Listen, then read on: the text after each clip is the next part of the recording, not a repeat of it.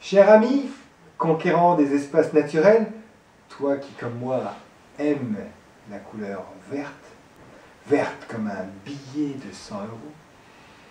Attention, pas vert comme Extinction Rebellion. Mais dans une vidéo précédente, je te présentais l'utilisation de l'éthos pour faire aboutir ton projet, c'est-à-dire l'utilisation de ton image pour inspirer confiance à ton auditorat. Et ce, bien malgré que ton projet soit aussi suspect qu'un black sans masque chirurgical travaillant dans le 17e arrondissement de Paris.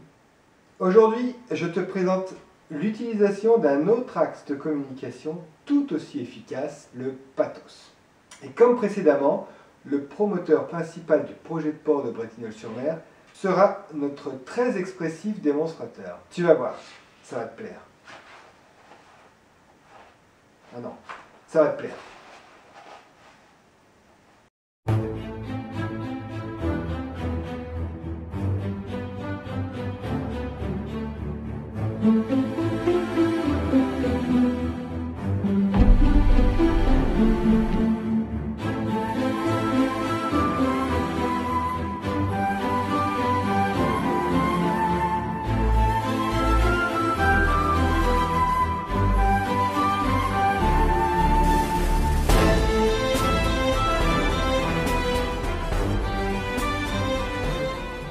D'abord, le pathos, c'est quoi?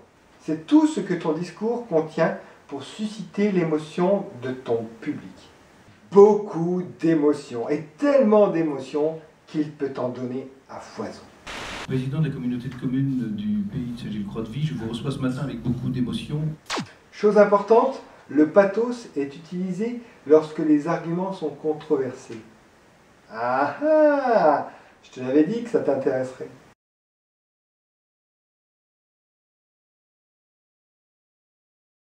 Grâce au pathos, tu parviens à convaincre les gens à qui tu t'adresses en provoquant chez eux de l'empathie pour toi.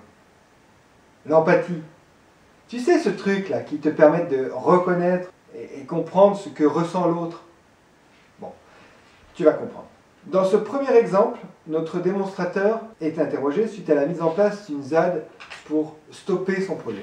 En tout cas que pour l'instant, ils ont obtenu gain de cause parce que vous êtes obligé de stopper les travaux, clairement. Mais je suis obligé, mais c'est que j'ai été évacué manu militari par ces gens-là, qui sont prêts à tout. Alors avec des propos très pacifistes, mais je peux vous dire que j'aurais pu venir ce soir accompagner des vigiles qui ont pris des coups aujourd'hui, qui pourraient vous dire que ils n'étaient pas du tout pacifistes, mais c'est pas tellement le sujet. Moi, mon sujet aujourd'hui. Mais vous dites malgré tout que vous avez été victime de menaces. Oui. De quel ordre? Oui, de tout ordre. Mais c'est pas les zadistes qui m'ont menacé. Ce sont des habitants de Bretignolles qui me détestent depuis longtemps. Mais c'est pas le sujet. Le sujet, madame, moi, c'est que ce soir, je suis le maire d'une commune qui est interdit de séjour sur une partie de sa commune. Oh, ça te le fait aussi? Ah, j'ai beau le savoir, je suis quand même stupéfait. Ce maire, représentant de la République, est bousculé par des zadistes pacifico-militaires qui cognent tous ceux qui viennent leur rendre visite. Le maire est même menacé par des habitants de sa commune, des menaces de tout ordre, peut-être même des menaces de mort, et il a la pudeur de ne pas le dire. Ah là là, je suis scandalisé. Mais quel chaos! Mais dans quel monde vit-on?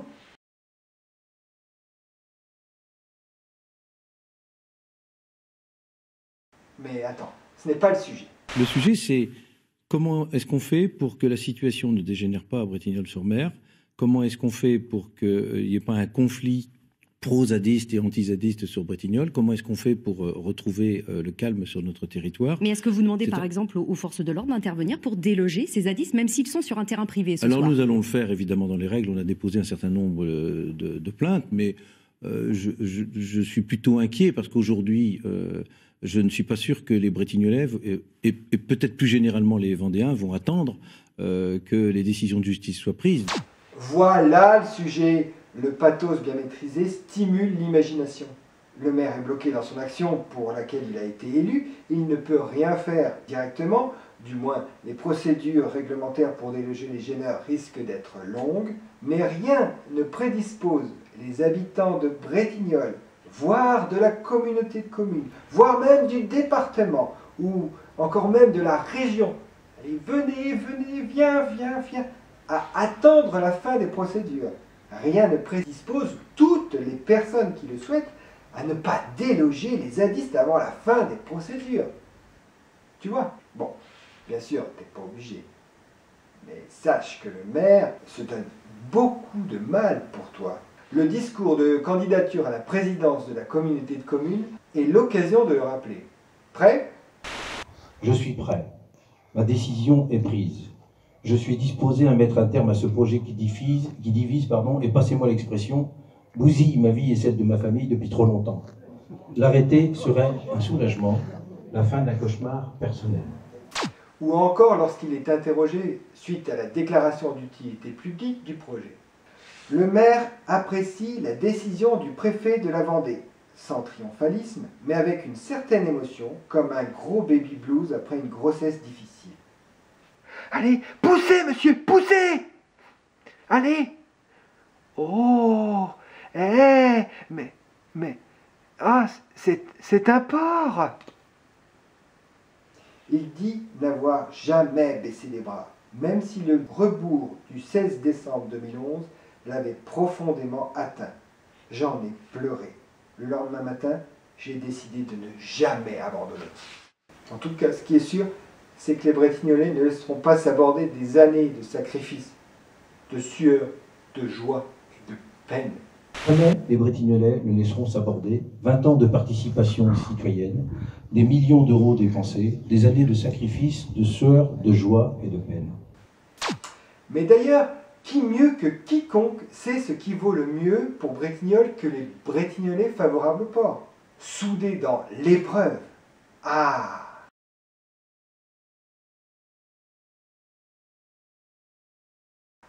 Partager une si terrible épreuve commune, quoi de mieux pour souder fidèlement des gens autour de toi? Nous partageons ensemble le sens du devoir et l'amour de notre commune. Merci à vous aussi, les copains, d'être là. Ainsi, Bretignolais ou Bretignolaises, favorables au projet, avec les promoteurs, tu formes une famille.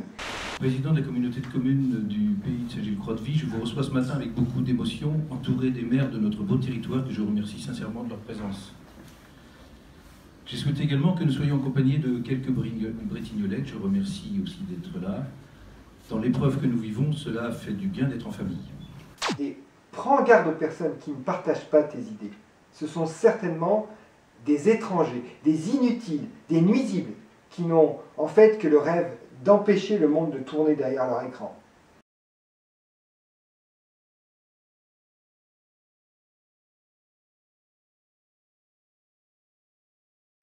Rassemblons-nous et faisons front commun à ces dangereux opposants.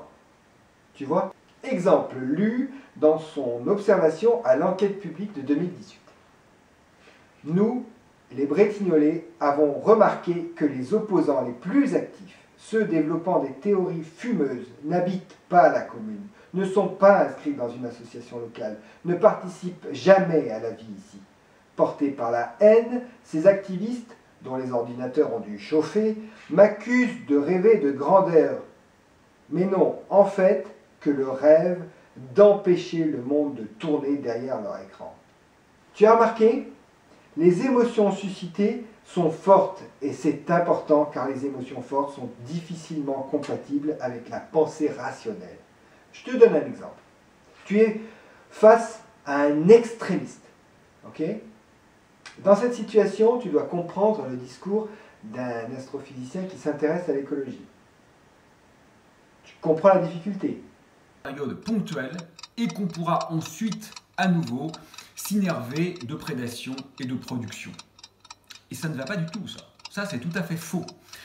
En fait, je crois que ce qui est vital aujourd'hui, c'est un travail axiologique, symbolique, politique et éthique, qui est tout sauf un état d'exceptionnalité. Qu'est-ce qu'il me dit? Il m'insulte ou quoi? Il veut ma peau? Les émotions fortes surpassent la cognition et induisent des réactions primitives. La peur des opposants appelle le retour du sentiment de sécurité en se serrant davantage les coudes dans la famille des partisans au projet. L'angoisse liées à l'incompréhension de la situation et des réactions des personnes opposées appellent à un repli sur soi, ou à la fuite, ou encore à la protection bec et ongle de celui qui, pour te défendre des dangers imminents, est prêt à prendre tous les risques. Ça vous épate, hein? En conclusion, décomplexe-toi. Pour réussir ton projet, inutile et imposé, amuse-toi. Joue le plus possible à susciter l'émotion de ton auditorat plutôt que de parler de ton projet. Si tu connais les ressorts qui créent les plus fortes réactions de ton public, actionne-les. Cela peut être très utile en cas de coup dur. Susciter les émotions fortes telles que la peur peut te permettre même de bloquer la pensée de ton auditorat.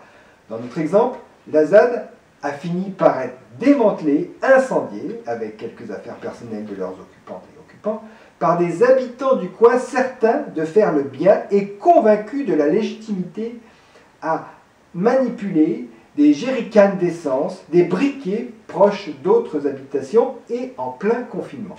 Voilà, encore une fois, il n'est pas nécessaire d'avoir des arguments rationnels pour mener à bien ton projet, quel qu'il soit. Alors tout ceci reste entre nous, c'est très important. Il ne faudrait pas que ces informations tombent dans les mains de nos adversaires, qui s'opposeraient à d'autres projets du même type que celui-ci. Et même pire, que ton auditorat se rende compte de la supercherie.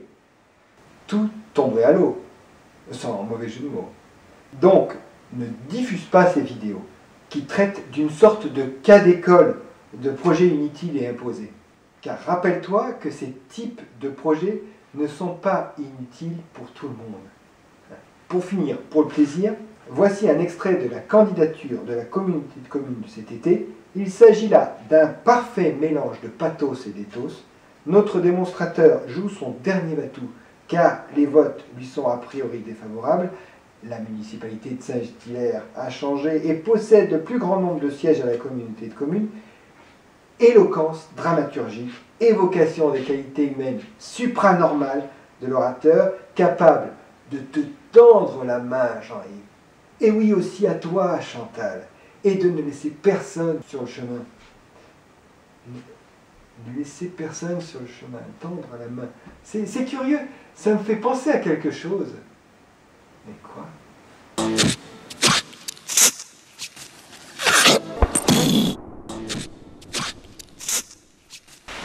Mesdames, Messieurs, dans quelques minutes, il y aura un vainqueur, si je peux me permettre l'expression.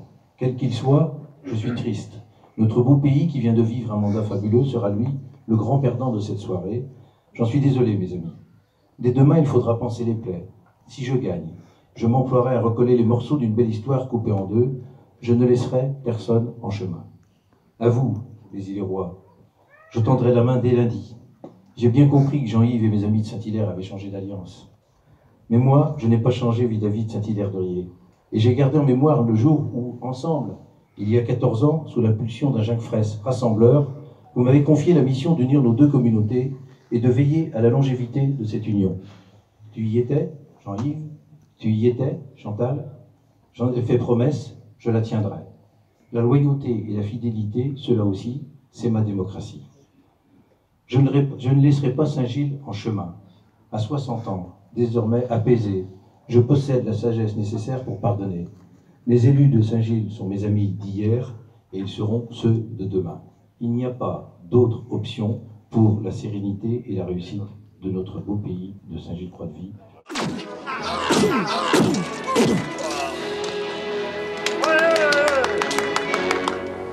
Vous allez finir par vous aimer les uns les autres, bordel de merde!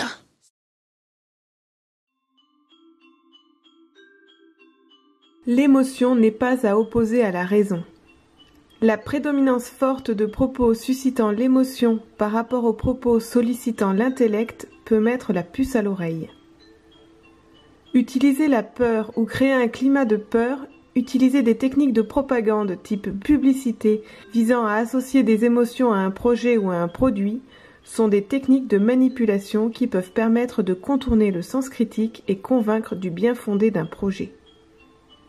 Toute personne peut être victime de cette manipulation. Pour lutter contre cette manipulation, il peut être utile de reconnaître les éléments de discours de promotion du projet et vérifier la présence d'arguments de fond pouvant faire l'objet d'une vérification. Allez, salut, à la prochaine!